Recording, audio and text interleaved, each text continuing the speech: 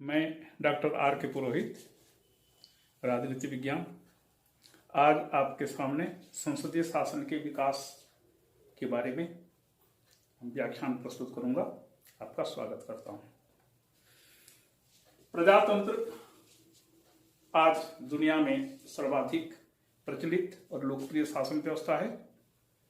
प्रजातंत्र में जनता शासन के कार्यों में प्रत्यक्ष या अप्रत्यक्ष रूप से भाग लेती है और शासन के कार्यों में अपनी सक्रिय भूमिका का निर्वाह करती है। इस प्रजातंत्र के दो प्रकार होते हैं, एक प्रत्यक्ष प्रजातंत्र और दूसरा अप्रत्यक्ष प्रजातंत्र। प्रत्यक्ष प्रजातंत्र वह है जिसमें जनता शासन के कार्यों में खुद भाग लेती है। यह व्यवस्था दुनिया में अभी केवल स्विट्जरलैंड के कुछ कैंटनों में लागू है। वहां पर व्यवस्थापिका नहीं है। वहां पर पूरे कैंटनों की जनता, नागरिक एक स्थान पर एकत्र हो जाते हैं। व्यवस्थापिका वर्ष भर में जो भी काम करती है उस काम को वे पूरे लोग मिलकर के करते हैं। उन नियमों को, व्यवस्थाओं को, कानूनों को लागू करने के लिए एक प्रशासक का निर्वाचन किया जाता है। वह प्रशासक इन्हीं जनता के प्रति उत्तरदायी होते हुए अपने कार्यों का संपादन करता है। तो ये इसे प्रजातंत्र की वास्तविक कर्मभूमि के नाम से जाना जाता है। लेकिन दुनिया के सभी देश ऐसे हैं जहां पर के प्रजातांत्रिक व्यवस्था है, लेकिन इन राष्ट्रों की जनसंख्या लाखों, करोड़ों और अरबों में है। और जब इतनी अधिक जनसंख्या कहीं पर भी हो तो उस पूरी आबादी को एक स्थान पर एकत्रित करना और कोई काम करना संभव नहीं होता। इसलिए दुनिया के विभिन्न देशों ने अप्रत्यक्ष प्रजातंत्र की व्यवस्था को स्वीकार किया है। इसके अंतर्गत नागरिक अपने प्रतिनिधियों का निर्वाचन करते हैं और ये नागरिक जनता के प्रति उत्तरदायी होते हुए शासन का संचालन करते हैं। इस अप्रत्यक्ष प्रजातंत्र के मूलतः दो प्रकार होते हैं। पहला कि व्यवस्थापिका और कार्यपालिका के बीच संबंध कैसा है। यदि दोनों के बीच संबंध है तो उसे संसदीय शासन कहते हैं। और यदि दोनों के बीच संबंध नहीं है, दोनों की शक्तियां पृथक हैं, दोनों एक दूसरे के हस्तक्षेप से स्वतंत्र है, मुक्त है, तो उसे अध्यक्षात्मक पद्धति कहते हैं। और दूसरा, इस आधार पर इसका विभाजन किया जाता है कि शक्तियां कहां हैं। यदि एक स्थान पर पूरे राज्य की शक्तियां केंद्रित हैं तो उसे एकात्मक शासन कहते हैं। और जहां पर केंद्र सरकार और प्रांतीय सरकार दोनों का अस्तित्व होता है, दोनों की भी शक्तियां बटी होती हैं, तो उसे संघात्मक व्यवस्था कहते हैं। संसदीय व्यवस्था एकात्मक भी हो सकती है, संघात्मक भी हो सकती है। इसी प्रकार से अध्यक्षात्मक व्यवस्था एकात्मक भी हो सकती है, संघात्मक भी हो सकती है। जैसे संसदीय शासन और एकात्मक व्यवस्था, इसका बढ़िया उदाहरण है इंग्लैंड। संसदीय शासन और संघात्मक व्यवस्था का बढ़िया उदाहरण है भारत। इसी प्रकार से अध्यक्षात्मक व्यवस्था, एकात्मक शासन, इसका बढ़िया उदाहरण है फ्रांस। और अध्यक्षात्मक संघात्मक का सबसे बढ़िया उदाहरण है संयुक्त राज्य अमेरिका। ये सामान्य सी बातें हैं। अब आज के इस व्याख्यान में संसदीय व्यवस्था के बारे में मैं अपनी बातें कहूंगा। संसदीय शासन वस्तुतः एक निर्मित व्यवस्था नहीं है, यह एक विकसित व्यवस्था है। और सबसे महत्वपूर्ण बात यह है कि संसदीय शासन का सैद्धांतिकरण बाद में हुआ, उसका क्रियान्वयन पहले हुआ।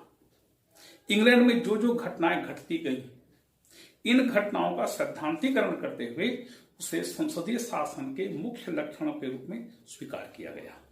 तो इस प्रकार से देखते हैं कि संसदीय शासन का विकास इंग्लैंड में हुआ। चलें इंग्लैंड की ओर। इंग्लैंड की शासन व्यवस्था, प्रशासनिक व्यवस्था, इस माने में इंग्लैंड बहुत ही संपन्न है। दुनिया को उसने बहुत कुछ दिया है। संसद की व्यवस्था, प्रशासन और शासन की व्यवस्था, संसदीय शासन की व्यवस्था, इस माने में इंग्लैंड पूरी दुनिया को बहुत कुछ दे रहा है और दिया है।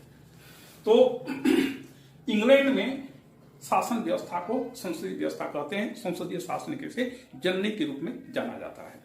देखिए, इंग्लैंड में सन 850 ईस्वी में सम्राट एल्फ्रेड महान ने आसपास के विभिन्न छोटे छोटे राज्यों को जीत करके यूनाइटेड किंगडम को स्थापित किया और राजवंश की स्थापना की। तो इंग्लैंड में 850 से राजतंत्र की स्थापना और प्रारंभ माना जाता है और वही राजतंत्र आज भी 2022 में भी निरंतर चलते आ रहा है। तो 850 से लेकर के 1603 इस अवधि में एंग्लो सैक्सन काल से शुरुआत हुई इसकी। उसके बाद सैक्सन काल आया, प्लेंटाजेनेट काल आया, ट्यूडर काल आया, स्टुअर्ट काल आया। अनेक प्रकार के विभिन्न राजवंशों का यहाँ पर शासन चला और इस अवधि में मतलब 850 से लेकर के 1603 तक कुछ महत्वपूर्ण घटनाएं घटी, कुछ महत्वपूर्ण परंपराएं विकसित हुई। जैसे एंग्लो सैक्सन काल जो कि 850 ईस्वी में शुरू हुआ था, यहां पर संसद के नाम पर एक संस्था थी जिसे वीटेनागमार्ट कहा जाता था। इस संस्था के सदस्यों की नियुक्ति सम्राट के द्वारा की जाती थी। यह वीटेनागमार्ट सम्राट को उसके प्रशासनिक और विधायी कार्यों में परामर्श देती थी और यहां तक कि वीटेनागमार्ट इतनी शक्तिशाली थी कि वह सम्राट को भी पद से हटा सकती थी। इसके बाद दूसरा काल आया। दूसरे काल में वीटेनागमार्ट को भंग कर दिया गया। उसके स्थान पर मैग्नम काउंसिलियम नाम की संस्था की स्थापना की गई। मैग्नम काउंसिलियम भी उसी प्रकार से कार्य करने लगी जैसे इसके पूर्व वीटेनागमार्ट के द्वारा कार्य किए जाते थे। मैग्नम काउंसिलियम के सदस्यों को भी सम्राट स्वयं नियुक्त करता था। ये समाज के उच्च वर्ग से संबंधित व्यक्ति होते थे। सम्राट किसी के कार्यों से प्रसन्न हो जाता था। उसने कोई व्यक्ति मान लीजिए बहुत बढ़िया काम किया, उसको खुश होकर के मैग्नम काउंसिल में नियुक्त कर देता था। धीरे धीरे करके मैग्नम काउंसिल के सदस्य संख्या बहुत ज्यादा बढ़ गई। जब बहुत ज्यादा बढ़ गई तो सम्राट को इससे उनसे परामर्श लेने में असुविधाओं का सामना करना पड़ा। परिणाम यह हुआ कि मैग्नम काउंसिलियम से कुछ प्रमुख सदस्यों को लेकर के दूसरी संस्था बनाई गई जिसे नाम दिया गया क्यूरिया रिजिस। क्यूरिया रिजिस मैग्नम काउंसिल अपने मूल स्थान पर रही, उससे छोटी संस्था क्यूरिया रिजिस बनकर आई। क्यूरिया रिजिस को दो प्रकार के कार्य दिए गए, एक प्रशासनिक कार्य, दूसरा न्यायिक कार्य। इसके भी सदस्यों की संख्या बढ़ने लगी, काम बहुत ज्यादा बढ़ने लगा, तो क्यूरिया रिजिस को दो भागों में बांट दिया गया। एक को कहा गया रॉयल काउंसिल जो कि आगे चल करके प्रिवी काउंसिल बना। इसी प्रकार से जो न्यायिक कार्य का संपादन करता था वह आगे चल करके उच्च न्यायालयों की जननी बन गया। इसी बीच सन 1215 में मैग्ना कार्टा पर सम्राट को हस्ताक्षर करने के लिए बाध्य होना पड़ा। हुआ है कि 1215 में एक स्थान पर सम्राट जॉन को सामंतों ने घेर लिया और मैग्ना कार्टा पर हस्ताक्षर करने के लिए बाध्य किया।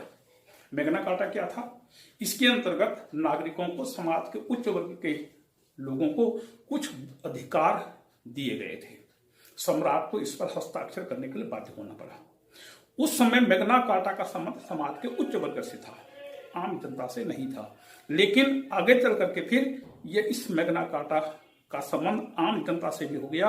इसलिए सभ्य दुनिया के इतिहास में अधिकारों का प्रथा पहला लिखित दस्तावेज के रूप में मैग्ना कार्टा को मान्यता दी जाती है।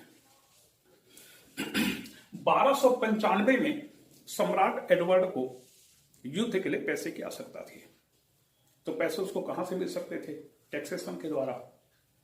उसने सोचा कि यदि मैं एकदम से टैक्स बढ़ा दूं तो समाज के उच्च वर्ग के लोग, धार्मिक पादरी वगैरह वगैरह, प्राइस्ट वगैरह, जनता, ये सब मेरे विरुद्ध हो जाएंगे और मैं टैक्सेशन का कोई काम कर नहीं पाऊंगा। तो उसने युक्ति से काम लिया। उसने क्या किया? समाज के 3 वर्गों को अलग अलग बुलाया। उसने समाज के धार्मिक नेताओं को बुलाया, क्योंकि इंग्लैंड के समाज में शुरू से ही धार्मिक नेताओं का अपना एक विशेष रोल था। तो उसने धार्मिक नेताओं को बुलाया, उसने अपनी बातें कही। उसने कहा कि युद्ध करना आवश्यक हो गया है क्योंकि पड़ोसी राज्य बहुत परेशान कर रहे हैं, तो थोड़ा सा युद्ध के लिए पैसे की आवश्यकता है। यदि आप लोग थोड़ा सा टैक्सेशन के द्वारा मुझे सहयोग करें तो सुविधा होगी। धार्मिक नेताओं ने राजा के करों के प्रस्ताव पर अपनी सहमति दे दी। उसके बाद उसने समाज के उच्च वर्ग के लोगों को बुलाया, सामंतों को, जागीरदारों को, मालगुजारों को, समाज के कुलीन वर्गों को बुलाया। उसको उसी प्रकार से उसने फुसलाया, बहलाया और समाज के उच्च वर्ग से भी उसको करों के प्रस्ताव पर स्वीकृति मिल गई। इसके बाद उसने आम जनता के नगरों के प्रतिनिधियों को बुलाया और उसको भी, और वहां पर भी सम्राट के करों के प्रस्ताव पर उसको स्वीकृति मिल गई। अब ऐसी प्रथा बन पड़ी आगे चल करके कि समाज के ये तीनों वर्ग के लोग समय समय पर एकत्रित होते थे, सम्राट से उनका इंटरेक्शन चलता था, वे सम्राट को अपनी समस्याएं बताते थे, सम्राट अपनी बातों को कहता था। इस प्रकार से 3 सदनों की प्रथा विकसित हुई।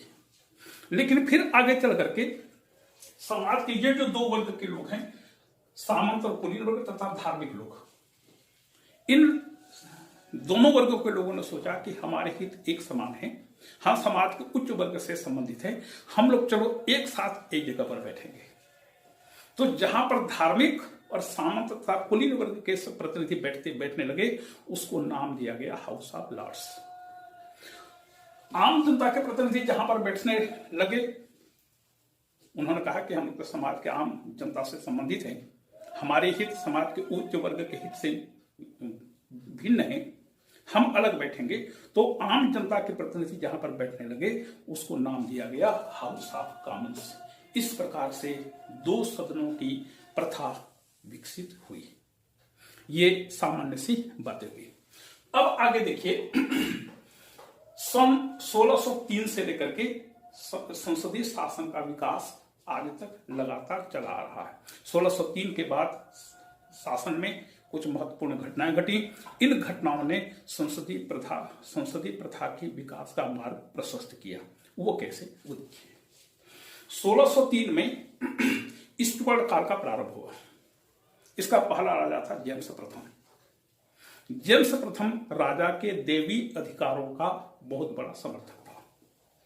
उसका यह कहना था कि सम्राट ईश्वर की सांस लेती हुई मूर्ति है। फिर वह आगे कहता था कि यदि मान लीजिए कोई सम्राट निरंकुश है, नृशंस है, बहुत कठोर है, तो इसका मतलब यह नहीं है कि सम्राट बदमाश है या सम्राट की गलती है। इसका मतलब यह हुआ कि जनता पापी हो गई है और ईश्वर ने ऐसे व्यक्ति को सम्राट बना करके ऐसे पापी जनता को उनके पापों का दंड देने के लिए भेजा है। तो ये जेम्स प्रथम का कहना था। जेम्स प्रथम की मृत्यु हुई, उसके बाद उसका बेटा आया चार्ल्स प्रथम। चार्ल्स प्रथम भी अपने पिता पर गया हुआ था। वह भी अपने पिता के समान राजा के देवी अधिकारों का समर्थन करता था। परिणाम यह हुआ कि संसद और सम्राट के बीच गृह युद्ध शुरू हो गया। यह गृह युद्ध 1642 से लेकर के 1645 से चला और इस गृह युद्ध के समय जो ब्रिटिश साम्राज्य की जो व्यवस्था थी, जो पूरे देश में एक डर का माहौल, असुरक्षा का माहौल, अराजकता, अशांति, अराजकता, ये तमाम चीजें जो हो गई थी, इन सभी चीजों को हमारे राजनीति विज्ञान के एक दार्शनिक थॉमस हॉब्स ने भोगा था, अपनी आंखों से देखा था। और इसलिए हॉब्स अपने सामाजिक समझौता सिद्धांत में निरंकुश राजतंत्र का समर्थन इस आधार पर करता है कि निरंकुश सम्राट ही एक राज्य में शांति व्यवस्था की स्थापना कर सकता है, अराजकता को दूर कर सकता है। तो चार्ल्स प्रथम के समय में युद्ध हुआ 1642 से 1645 तक। इस युद्ध में पूरा देश 2 भागों में बट गया, एक सम्राट के समर्थक, दूसरे संसद के समर्थक। 4 वर्ष गृह युद्ध चलने के बाद सम्राट परास्त हुआ। सम्राट ने आत्मसमर्पण किया, उसके विरुद्ध मुकदमा चला और 1649 में सम्राट को फांसी की सजा दे दी गई। राजतंत्र खत्म हो गई। ब्रिटिश संसद विभिन्न सम्राटों के निरंकुशता पूर्वक व्यवहार, उनके आचरण, इन सभी चीजों से बहुत ज्यादा त्रस्त हो चुकी थी। इसलिए संसद ने कहा राजतंत्र खत्म करो और गणतंत्र की स्थापना करो। क्रॉमवेल के नेतृत्व में गणतंत्र की स्थापना हो गई, क्रॉमवेल। और यह समय है 1649। 1649 में क्रॉमवेल के नेतृत्व में गणतंत्र की स्थापना हो गई। राजतंत्र समाप्त कर दिया गया, हाउस ऑफ लॉर्ड्स को समाप्त कर दिया गया, प्रिवी काउंसिल को समाप्त कर दिया गया, जितने भी राजतंत्र से संबंधित संस्थाएं थी सबको समाप्त कर दिया गया और एक नई शासन व्यवस्था की स्थापना हुई। 1649 से लेकर के यह घटना 1658 तक चली। 1658 में क्रामवेल की मृत्यु हो गई। जब क्रामवेल की मृत्यु हो गई तब फिर समस्या आई कि अब किसको राजा बनाए। संसद तय नहीं कर पाई। अल्टीमेटली उसको फिर से राजतंत्र के सामने झुकना पड़ा। चार्ल्स प्रथम का बेटा चार्ल्स द्वितीय उस समय फ्रांस में रह रहा था। तो ब्रिटिश संसद के नेता पहुंचे फ्रांस, पेरिस पहुंचे, चार्ल्स सेकंड के सामने प्रस्तुत हुए। उन्होंने कहा चलिए सिंहासन खाली है, हम आपको लेने आए हैं। चार्ल्स द्वितीय ने कहा तुमने मेरे पिता को मारा, मेरे को मार डालोगे, मैं नहीं जाता। फिर संसद के नेता उन्होंने उसका मनोहार किया, अनेक प्रकार से मनाया। फिर चार्ल्स द्वितीय को वापस ले आए और इस प्रकार से चार्ल्स द्वितीय के आने के बाद ही फिर से राजतंत्र की पुनर्शुरुआत हो गई, पुनर्स्थापना हो गई।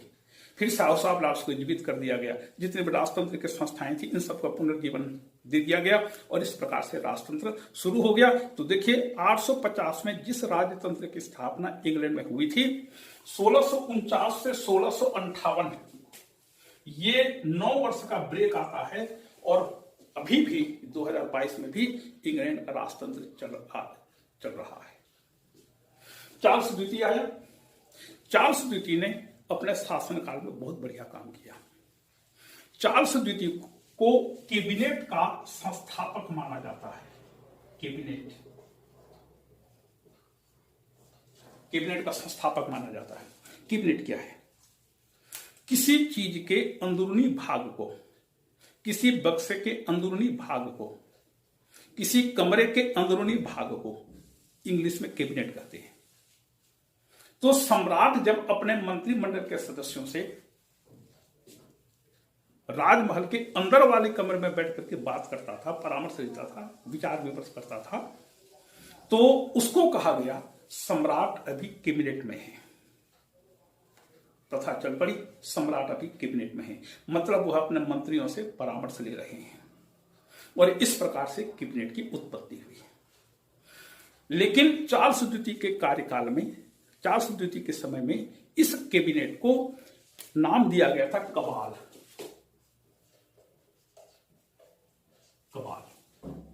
कबाल क्या था? सम्राट चार्ल्स द्वितीय अपने 5 विश्वस्त मंत्रियों से परामर्श लिया करता था। इन 5 व्यक्तियों के नाम के पहले अक्षर को मिलाकर के कबाल बनाया गया।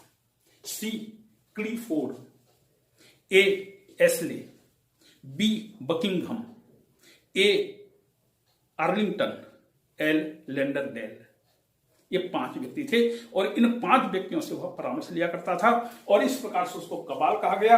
आगे चल करके कबाल ने कैबिनेट का रूप ले लिया। चार्ल्स द्वितीय की मृत्यु हुई। उसके बाद जेम्स सेकंड आया। जेम्स सेकंड चार्ल्स द्वितीय पर नहीं गया था, वह चार्ल्स प्रथम और जेम्स प्रथम पर गया था। परिणाम ये हुआ कि ब्रिटिश संसद के नेता बड़े अप्रसन्न हुए। उन्होंने सोचा कि कुछ इसका अरेंजमेंट किया जाए, कुछ व्यवस्था की जाए। तो ब्रिटिश संसद के नेता अपने सम्राट चार्ल्स जेम्स द्वितीय के विरुद्ध विलियम तृतीय, जो कि हॉलैंड के ऑरेंज का राजकुमार था, उसके पास गए। विलियम तृतीय और मेरी उसकी पत्नी महारानी, उसका वो मेरी जेम्स सेकंड की बहन थी। इस प्रकार से विलियम तृतीय चार्ल्स द्वितीय का बोहनी था। तो संसद के नेता विलियम तृतीय और मेरी के पास गए और उन्होंने कहा कि चार्ल्स द्वितीय का कुछ आप अरेंजमेंट करिए। विलियम तृतीय ने अपनी पूरी सेना के साथ इंग्लैंड पर आक्रमण किया। जब चार्ल्स द्वितीय ने देखा कि पूरे इंग्लैंड में मेरा साथ देने वाला कोई नहीं है, तो गद्दी छोड़कर के भाग गया और इस प्रकार से खून का एक बूंद भी बहाए बिना इंग्लैंड में बहुत बड़ी क्रांति हो गई। इसे रक्तहीन क्रांति 1688 का नाम दिया जाता है। रक्तहीन क्रांति 1688। और इस प्रकार से चार्ल्स द्वितीय गद्दी छोड़कर भाग गया। संसद और विलियम तृतीय के बीच एक समझौता हुआ और इस समझौते के परिणाम स्वरूप संसद में संप्रभुता की स्थापना कर दी गई। अभी तक इंग्लैंड में संप्रभु सम्राट स्वयं होता था, संप्रभुता सम्राट के हाथ में थी। अब संसद में संप्रभुता को निहित कर दिया गया। यदि आपसे कोई पूछे कि इंग्लैंड में संप्रभुता कहां है, तो आप एक शब्द में जवाब दे सकते हैं, इंग्लैंड में संप्रभुता संसद में है। तो संसद में संप्रभुता की स्थापना कर दी गई, राजा की सम्राट की शक्तियों को कम कर दिया गया और उसे लगभग नाम मात्र का शासक बना करके रख दिया गया। विलियम तृतीय अब सम्राट बन गया। विलियम तृतीय निसंतान था, तो यह तय हुआ कि सम्राट के बाद उसकी महारानी मेरी साम्राज्य बनेगी। महारानी मेरी महारानी एन के नाम से साम्राज्य बनी और फिर उत्तराधिकार कानून बना करके यह तय हुआ कि महारानी एन के बाद सम्राट का पद जर्मनी के हेनोवर वंश को दिया जाएगा। एक यहां पर महत्वपूर्ण बात यह है कि राजपद हमेशा राजवंश के सदस्यों को ही दिया जाता है। आम जनता का कोई व्यक्ति, चाहे वह कितना भी गुण संपन्न क्यों न हो, वह सम्राट नहीं बन सकता। उदाहरण के लिए जैसे आप जंगल में हम देखते हैं, सिंह को वनराज कहते हैं। सिंह यदि कमजोर भी हो और उतना लायक न भी हो, तो भी सिंह हमेशा सम्राट या जंगल का राजा ही बनेगा। वह जितनी तेजी से भागता है, दौड़ सकता है, उससे ज्यादा तेजी से चीता भाग सकता है, लेकिन चीता को सम्राट नहीं बनाते। सिंह से ज्यादा शक्तिशाली हाथी होता है, लेकिन हाथी को भी राजा नहीं बनाते। सिंह से ज्यादा चालाक सियार होता है, सियार को भी राजा नहीं बनाते। तो सम्राट सम्राट होता है, राजा राजा होता है, उसका खून दूसरे के खून से अलग होता है। इसलिए राजपद हमेशा उच्च वर्ग के या सम्राट के वंश के लोगों को ही दिया जाता है, वही व्यक्ति सम्राट बन सकता है। तो विलियम तृतीय और मेरी के बाद इंग्लैंड का राजवंश हेनोवर वंश, इंग्लैंड का राज सिंहासन जर्मनी के हेनोवर वंश के शासकों को दे दिया गया। हेनोवर वंश का पहला शासक था जॉर्ज प्रथम। जॉर्ज प्रथम को अंग्रेजी भाषा नहीं आती थी। उसने सोचा कि यदि मैं अपने मंत्रियों से कुछ बात करूंगा तो वो मेरी बात समझ नहीं पाएंगे, क्योंकि मैं जर्मनी जानता हूं और ये लोग मेरी जर्मन भाषा को नहीं समझ पाएंगे, तो फिर कैसे काम होगा। तो वह राजकीय कार्यों से उदासीन रहने लगा। लेकिन फिर भी चूंकि उसे सम्राट का कामकाज संभालना ही था, उसने अपने मंत्रिमंडल के एक विश्वस्त सहयोगी वालपाल को अपना प्रतिनिधि नियुक्त किया। वालपाल से कहा कि तुम मंत्रिमंडल की बैठक बुलाना, बैठकों की अध्यक्षता करना, वहां पर विभिन्न विषयों पर चर्चा करके निर्णय लेना और निर्णय के बारे में बुझा करके बताना। वालपाल मंत्रिमंडल की बैठक बुलाने लगा, बैठकों की अध्यक्षता करने लगा। बैठकों में विभिन्न विषयों पर निर्णय होते थे। इन निर्णयों को फिर वह वालपाल सम्राट को जाकर बताने लगा। यदि सम्राट को मंत्रिमंडल के निर्णय से किसी प्रकार की असहमति होती थी, तो सम्राट वालपाल के माध्यम से उस निर्णय पर पुनर्विचार करवा लेता था। शासन प्रशासन के बारे में जो भी जानकारी सम्राट को आवश्यक होती थी, वालपाल के माध्यम से सम्राट को जानकारी मिल जाती थी। इस प्रकार से परंपरा बनी कि अब सम्राट मंत्रिमंडल की बैठकों की अध्यक्षता नहीं करेंगे। इसके बाद जॉर्ज द्वितीय आया। जॉर्ज द्वितीय भी जॉर्ज प्रथम के समान अंग्रेजी नहीं जानता था, तो उसने वालपाल से कहा लगे रहो। वालपाल वही काम फिर से करने लगा। इस बीच वालपाल ने एक दो महत्वपूर्ण काम किया। उसका एक महत्वपूर्ण काम यह था कि उसने 10 डाउनिंग स्ट्रीट लंदन को अपना निवास और कार्यालय बनाया। तो देखिए, आज भी इंग्लैंड में 10 डाउनिंग स्ट्रीट लंदन, इस पता को सब कोई जानते हैं। क्या है? यह ब्रिटिश प्रधानमंत्री का निवास और कार्यालय है। भारत में प्रधानमंत्री का निवास अभी भी 70 साल से ज्यादा हो गया, हमको आजादी प्राप्त किए, आज तक तय नहीं हो पाया है। तो गनीमत है कि राष्ट्रपति के लिए राष्ट्रपति भवन बना हुआ है, प्रधानमंत्री के लिए अभी तक ऐसा कुछ नहीं बन पाया है। और वालपाल ने दूसरा एक महत्वपूर्ण परंपरा की शुरुआत की। उसने सोचा कि मंत्रिमंडल में हम जो भी निर्णय लेते हैं, उन निर्णयों पर यदि संसद तो है हमारे पास, तो संसद में क्यों न उस पर चर्चा की जाए। तो तो संसद में उसको प्रस्ताव के रूप में पेश करने लगा। संसद में उस पर चर्चा होती थी, चर्चा के बाद मतदान होता था, मतदान के बाद जब वह पारित हो जाता था तो वालपाल उस काम को क्रियान्वित करता था। उसकी सोच यह थी कि मंत्रिमंडल के निर्णय पर यदि संसद की स्वीकृति मिल जाए तो संसद पूरे देश का किसी न किसी में प्रतिनिधित्व करती है, इसलिए पूरे देश की सहमति मानी जाएगी और उसको जनता का समर्थन भी मिलेगा। और इस प्रकार से वालपाल विभिन्न प्रकार के निर्णयों को प्रस्तावों के रूप में संसद में रखने लगा। संसद में वाद विवाद होने लगे, चर्चा होने लगी, उसके बाद उस पर मतदान होने लगा। मतदान में पारित हो जाने के बाद वालपाल उस काम को करने लगा। इस बीच ऐसा हुआ कि वालपाल ने एक प्रस्ताव पेश किया, संसद में चर्चा हुई, लेकिन संसद ने जब मतदान का समय आया उसको पारित नहीं किया। जब पारित नहीं किया वालपाल बहुत ज्यादा दुखी हुआ और सम्राट के सर्वाधिक विश्वस्त व्यक्ति होने के बावजूद उसने सम्राट के सामने अपना त्यागपत्र पेश कर दिया। जब वालपाल ने त्यागपत्र दे दिया तो उसके मंत्रिमंडल के जितने भी साथी थे उन्होंने कहा कि हमारा बॉस नहीं, हमारा नेता नहीं, हम भी नहीं, उन्होंने भी छोड़ दिया पद। इस प्रकार से परंपरा बनी कि जब मंत्रिमंडल कोई प्रस्ताव संसद में रखे और संसद से यदि वह पारित न हो तो उसे मंत्रिमंडल के विरुद्ध अविश्वास प्रस्ताव माना जाएगा। दूसरी परंपरा यह बनी कि प्रधानमंत्री के त्याग पत्र का अर्थ पूरा मंत्रिमंडल को भंग माना जाएगा। यह है सामूहिक उत्तरदायित्व के सिद्धांत का विकास। इसके बाद जॉर्ज तृतीय आया, उसने बढ़िया कोचिंग वगैरह लेकर के इंग्लिश फटाफट फर्राटेदार इंग्लिश बोलना शुरू कर दिया। फिर उसने सोचा कि मैं मंत्रिमंडल की बैठक बुलाऊं और फिर उसकी अध्यक्षता करूं, मैं फिर से राजकाज संभालूं। तो ब्रिटिश जनता ने इसका विरोध किया। ब्रिटिश जनता ने कहा कि हमारे देश में परंपरा बन चुकी है कि अब सम्राट मंत्रिमंडल की न तो बैठक बुलाएंगे न बैठकों की अध्यक्षता करेंगे। बेचारा जॉर्ज तृतीय चुपचाप बैठ गया। ये विभिन्न प्रकार की घटनाएं हैनोवर वंश में घटी, प्रधानमंत्री के पद का विकास हुआ और इस प्रकार से वालपाल इंग्लैंड का पहला प्रधानमंत्री बन गया। लेकिन वालपाल अपने आप को हमेशा प्रथम मंत्री कहता था, फर्स्ट मिनिस्टर, मतलब समकक्षों में प्रथम, फर्स्ट एमंग इक्वल्स, उसके मंत्रिमंडल के समस्त सहयोगियों में पहला व्यक्ति।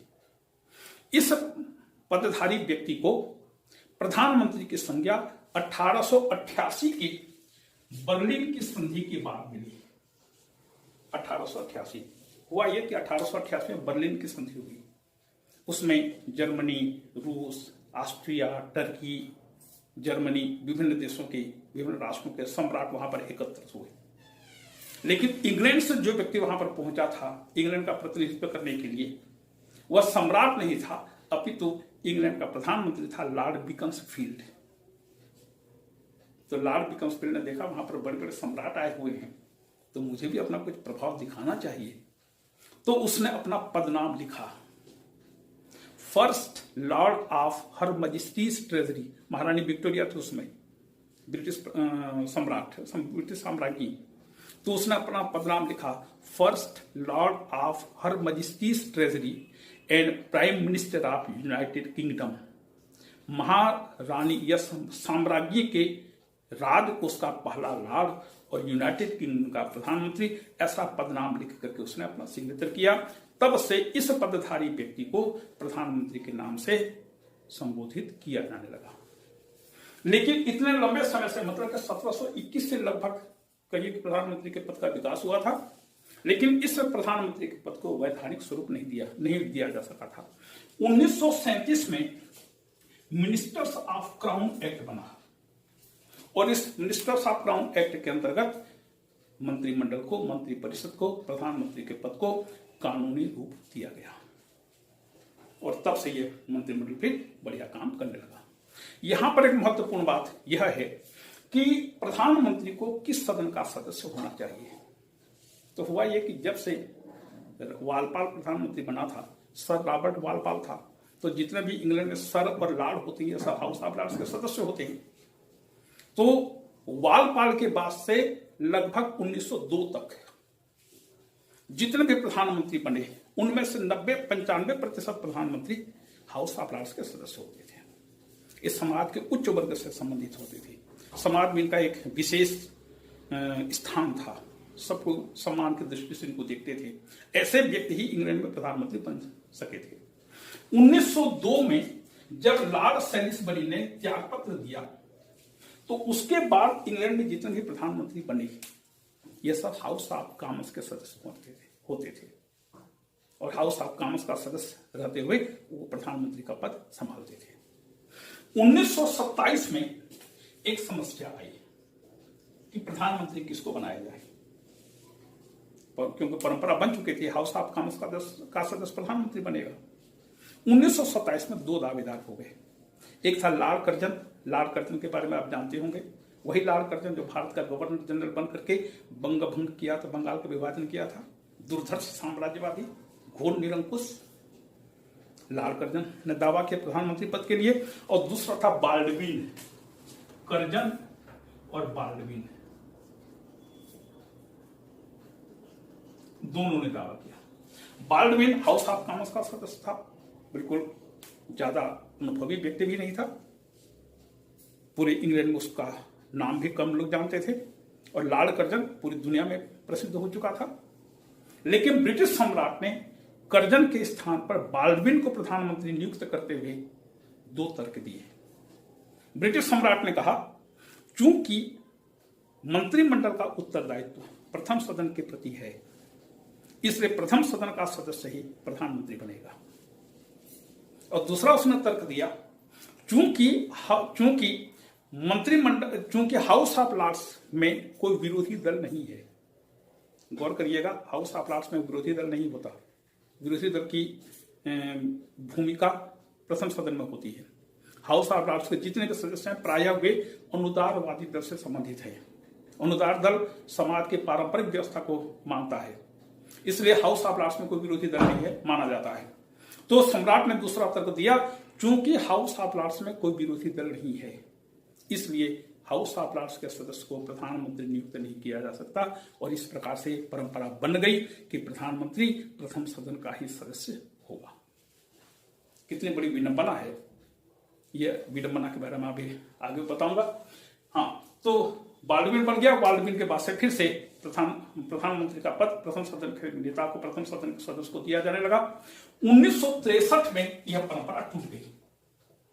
1963 में लॉर्ड होम को महारानी एलिजाबेथ द्वितीय ने प्रधानमंत्री बना दिया। लॉर्ड होम मतलब हाउस ऑफ लॉर्ड्स का सदस्य होगा।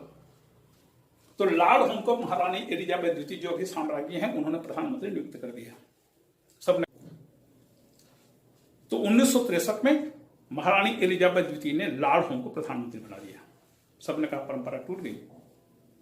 लेकिन लॉर्ड होम ने एक कानून संसद से पास करवाया। उस कानून में यह प्रावधान था कि कोई भी व्यक्ति अपने लॉर्ड की उपाधि का परित्याग कर सकता है।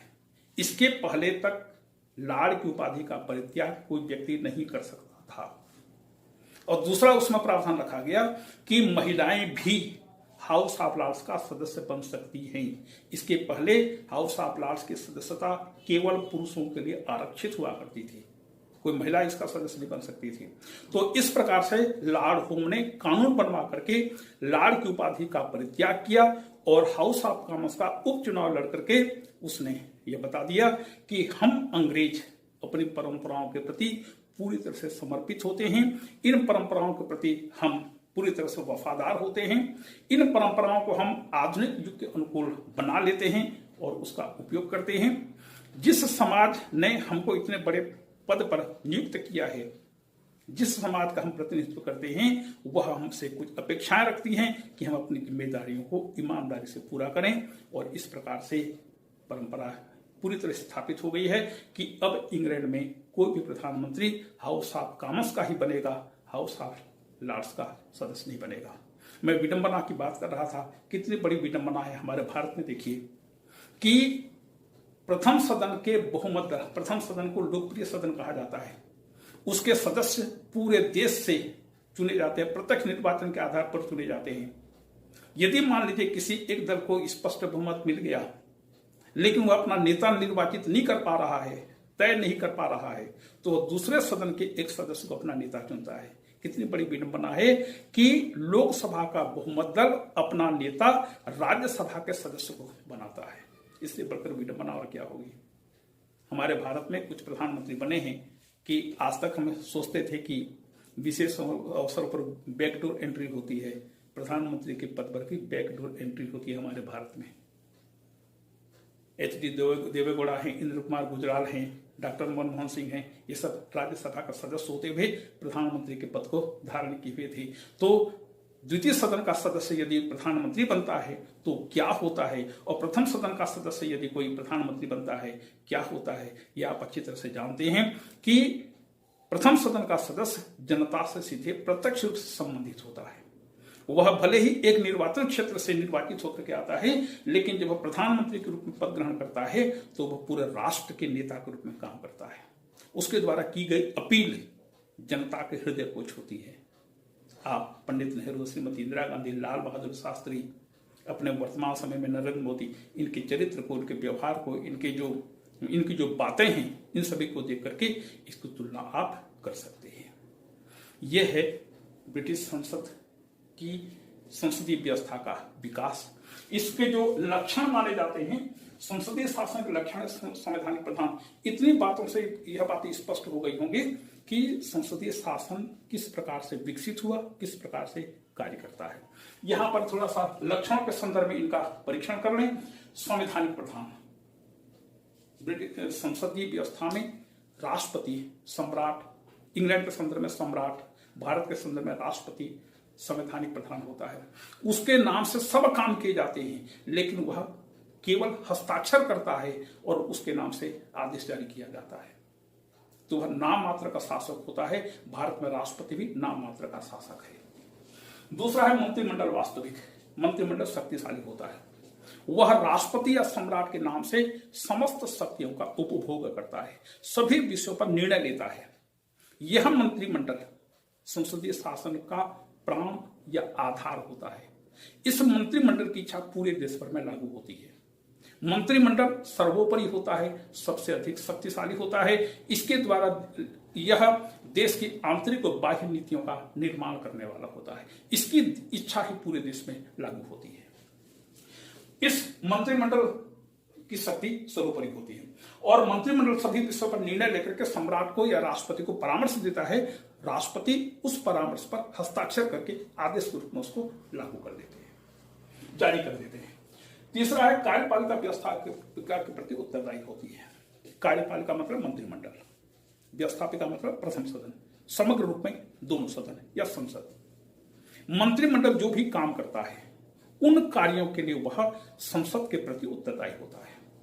आप इस उत्तरदायित्व को समझ सकते हैं कि यदि आप सवेरे 9 बजे मंत्रिमंडल ने कोई निर्णय लिया, 11 बजे संसद की बैठक हो रही है, तो 11 बजे उस मंत्री से या मंत्रिमंडल से उस विषय पर प्रश्न पूछा जा सकता है, स्पष्टीकरण मांगा जा सकता है और मंत्रिमंडल को उसके बारे में स्पष्टीकरण देना होगा। इसलिए संसदीय शासन को उत्तरदायी सरकार कहते हैं।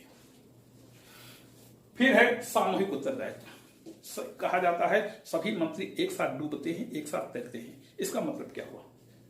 मान लीजिए कोई मंत्री कोई गलत काम कर दिया, संसद में खूब आलोचना होने लगी और ऐसी आलोचना होने लगी कि पूरा मंत्रिमंडल इससे प्रभावित होने लगा। तो मंत्रिमंडल के बाकी सदस्य उसको छोड़ते नहीं है, छोड़ करके भाग नहीं जाते हैं, अपितु पूरा मंत्रिमंडल एक टीम की भांति सामने आकर के उस मंत्री को बचाने की भरसक कोशिश करता है। लेकिन जब प्रधानमंत्री ये देखता है कि उस एक मंत्री को बचाने से पूरा मंत्रिमंडल पर नकारात्मक प्रभाव पड़ेगा, पूरा मंत्रिमंडल इससे प्रभावित होगा, तो उस मंत्री से वह त्याग पत्र लेता है और मंत्रिमंडल इस प्रकार से बच जाता है। तो एक मंत्री की गलती से पूरा मंत्रिमंडल प्रभावित होता है।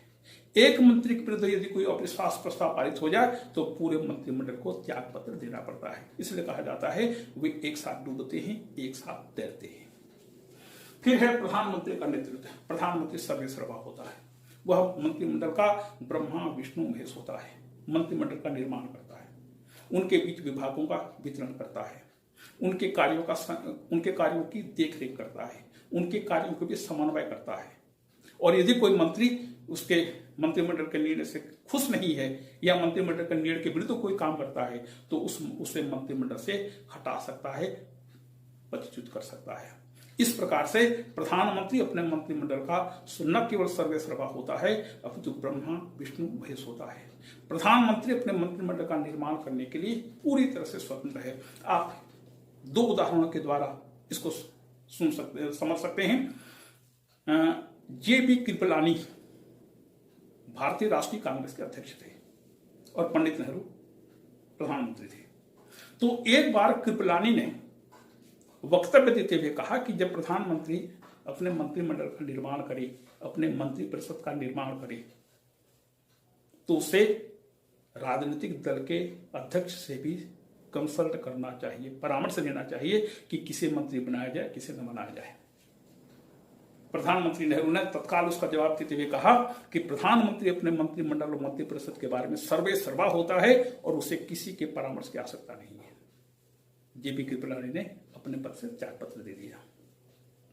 दूसरा उदाहरण लीजिए, जब डॉक्टर मनमोहन सिंह भारत के प्रधानमंत्री थे, हुआ यह कि टीएमसी के एक सुशील त्रिवेदी रेल मंत्री थे। उन्होंने मंत्रिमंडलीय गोपनीयता बनाए रखने के लिए बजट में जो रेलवे यात्री किराए में वृद्धि संबंधी प्रावधान था उसके बारे में उन्होंने टीएमसी के नेता, टीएमसी के मुखिया ममता बनर्जी को जानकारी नहीं दी। जब रेल बजट पेश हुआ और उसमें उन्होंने घोषणा की कि रेलवे यात्री किराए में वृद्धि की गई है, मुश्किल से बिल्कुल नॉमिनल वृद्धि थी, तो ममता बनर्जी ने क्या किया, इसे अपना अपमान समझा और सुशील त्रिवेदी को वहां से वापस लेकर के एक दूसरे व्यक्ति को रेल मंत्री बना दिया। डंके की चोट पर डॉक्टर मनमोहन सिंह कुछ नहीं कर पाए। एकता, मंत्रिमंडल के सदस्यों में एकता होती है। एकता का मतलब यह हुआ कि मंत्रिमंडल के सभी निर्णय जब निर्णय ले लिए जाते हैं तो उसके प्रति कोई भी मंत्री मतभेद व्यक्त नहीं कर सकता। वह मतभेद उस सीमा तक व्यक्त कर सकता है जब मीटिंग चल रही हो, तो मीटिंग में अपनी बातें कर सकता है, लेकिन जब एक बार मंत्रिमंडल ने किसी विषय पर निर्णय ले लिया तो वह उसका विरोध नहीं कर सकता। यदि विरोध करता है तो उसको त्यागपत्र देना पड़ेगा। ये एकता है। फिर है गोपनीयता। जब कोई व्यक्ति मंत्री के पद पर नियुक्त किया जाता है तो वह 2 प्रकार की शपथ लेता है। एक, पद से संबंधित दायित्वों का निर्वाह करूंगा, और दूसरा, मैं मंत्रिमंडल के विभिन्न विषयों के बारे में गोपनीयता बनाए रखूंगा। गोपनीयता बहुत जरूरी है क्योंकि मंत्रिमंडल किसी भी चीज के बारे में जनता को एकदम से नहीं बता सकता। इसके बारे में एक कौटिल्य ने अपने अर्थशास्त्र में लिखा है कि सम्राट जब अपने मंत्रियों से परामर्श लेवे तो उसे एक ऐसे स्थान पर परामर्श लेना चाहिए जहां पर कि बाहर की हवा ही न जा पाए। इतना गोपनीय होना चाहिए। रात को 12 बजे पर्वत की गुफाओं में ऐसा परामर्श लेना चाहिए। इतना मतलब गोपनीयता को महत्व दिया जाता है। तो कोई भी मंत्री इस गोपनीय चीज को प्रकट नहीं कर सकता। इसके बाद है राजनीतिक सजातीयता। राजनीतिक सजातीयता का मतलब है सभी मंत्रियों की राजनीतिक जाति एक होती है, अर्थात वे सब एक राजनीतिक दल से संबंधित होते हैं। एक राजनीतिक दल से संबंधित होने का मतलब क्या हुआ, जब वालपाल प्रधानमंत्री था या पहला मिनिस्टर था तो उस जमाने में विभिन्न वर्गों के लोगों को, विभिन्न समूहों के लोगों को मंत्रियों के पद पर नियुक्त किया जाता था। लेकिन वालपाल और उसके बाद जो प्रधानमंत्री बने उनको अनेक प्रकार की समस्या आई, क्योंकि मंत्रिमंडल के सदस्यों में यदि एकता न हो तो निर्णय कैसे ले पाएंगे। तो तय यह हुआ कि मंत्रिमंडल के सदस्य एक ही राजनीतिक दल के से संबंधित हों तो प्रधानमंत्री को मंत्रिमंडल को निर्णय लेने में सुविधा होगी। और इस प्रकार से परंपरा बनी कि मंत्रिमंडल में एक ही राजनीतिक दल के सदस्य होंगे। इस प्रकार से मंत्रिमंडल के सदस्यों की राजनीतिक जाति एक ही होती है। विशेष परिस्थिति में जब किसी एक दल को स्पष्ट बहुमत न मिले प्रथम सदन में, तो अनेक दलों को मिला करके मिला जुला मंत्रिमंडल या मिली जुली सरकार की स्थापना की जाती है।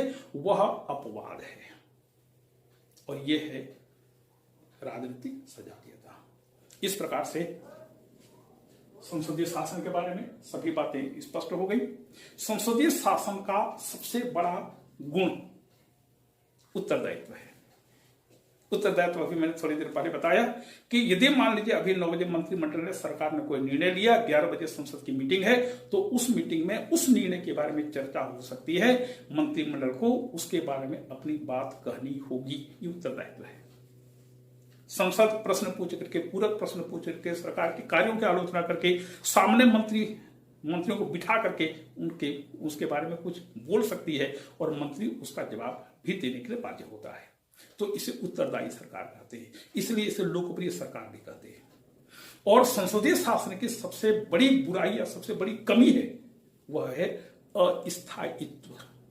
अस्थायित्व का मतलब कब यह सरकार गिर जाए कोई भरोसा नहीं, 5 साल तक सरकार चलेगी या नहीं कोई निश्चित नहीं। क्यों? जब तक संसद में बहुमत दल का समर्थन मंत्रिमंडल को प्राप्त है तब तक मंत्रिमंडल अपने पद पर बना रहता है। जैसे ही मंत्रिमंडल के हाथ से बहुमत खत्म हो गया, मंत्रिमंडल को सवेरा होने के पहले त्याग पत्र देना पड़ जाता है। तो इस प्रकार से जहां पर ऐसे मिली जुली सरकारें होती हैं, वहां पर मंत्री यदि कोई व्यक्ति मंत्री है, रात को मंत्री के रूप में सो रहा है, तो सवेरे हो सकता है उसका पद खत्म हो गया हो। तो इसलिए इसे अस्थायी सरकार कहते हैं, अस्थायित्व वाले सरकार कहते हैं। इसका सबसे बढ़िया उदाहरण आपको फ्रांस में देखने को मिलेगा। जब 1959 में वहां पर संसदीय शासन की स्थापना की गई, तो वहां पर बहुदलीय व्यवस्था है और बहुदलीय व्यवस्था में होता यह था, किसी एक दल को स्पष्ट बहुमत नहीं मिल पाता था, विभिन्न दलों को मिला करके मंत्रिमंडल का निर्माण करता था। तो हुआ ये कि 2, 3, 4 सालों में कम से कम 8-10 मंत्रिमंडल बनी, मंत्रिमंडल खत्म हुए। ब्रिटिश फ्रांस की जनता बहुत त्रस्त हुई। आखिरकार उसने कहा कि ये सब हटाओ और अध्यक्षात्मक पद्धति को लागू करो। अध्यक्षात्मक पद्धति को लागू किया गया। इस प्रकार से संसदीय शासन को अस्थायी सरकार कहते हैं। इसमें एक सबसे महत्वपूर्ण बात और भी है कि इस व्यवस्था में व्यवस्थापिका, कार्यपालिका दोनों मिलजुल करके काम करते हैं। इनके सदस्यों को अलग अलग करके हम अध्ययन नहीं कर सकते, वो लोग अलग अलग काम नहीं कर सकते। व्यवस्थापिका मतलब मंत्रिमंडल के जो भी सदस्य होते हैं, ये सभी सदस्य संसद के किसी न किसी सदन के सदस्य होते ही हैं। कोई गैर सदस्य यदि मंत्री बन गया तो उसको 6 महीने के अंदर संसद का सदस्य बनना पड़ता है। इस प्रकार से संसदीय व्यवस्था में व्यवस्थापिका और कार्यपालिका के बीच एक समन्वय बना रहता है। यह है संसदीय शासन। एक चीज और मैं आपको बताना भूल रहा था, वह है विरोधी दल। इंग्लैंड में पहले यह माना जाता था कि सम्राट का विरोध करना या सरकार का विरोध करना राजद्रोह माना जाएगा। तो इंग्लैंड में कोई व्यक्ति सम्राट का विरोध नहीं कर सकता, आलोचना नहीं कर सकता था। लेकिन बाद में यह महसूस किया गया कि सम्राट के प्रति वफादार होते हुए भी सरकार की आलोचना की जा सकती है।